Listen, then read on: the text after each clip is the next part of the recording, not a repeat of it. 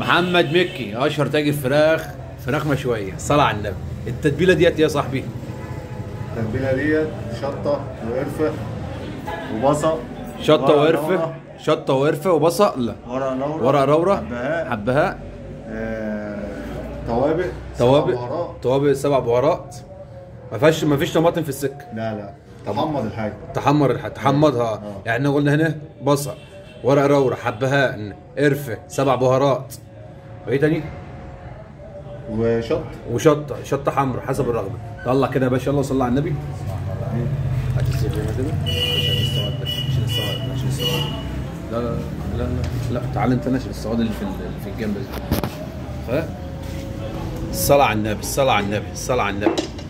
الصلاة على النبي. الصلاة على النبي. الصلاة على النبي.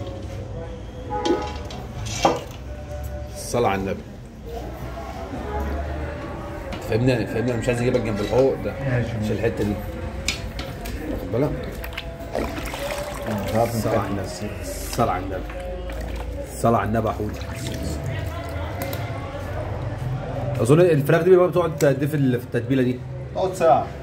بتقعد ساعه. ساعه مش كتير عليها ساعه؟ لا مش كتير عشان تتبل كويس والعظم واللحمه يشربوا التتبيله. عشان خاطر تبقى ايه مفيش زفاره ولا فيها اي حاجه من ايه. اصل بقول لك التتبيله ممكن تقعد يوم 24 ساعه بتاع. صلاة على النبي. تسمر مع النار. تسمر. ده ملحات دي صح؟ لازم ملح طبعا. ملح عشان التتبيله كلها ايه تتسبك مع بعض. صلاة على النبي.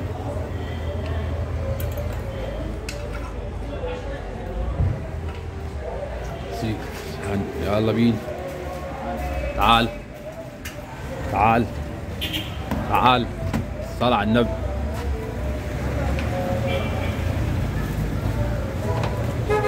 صلاة على النبي.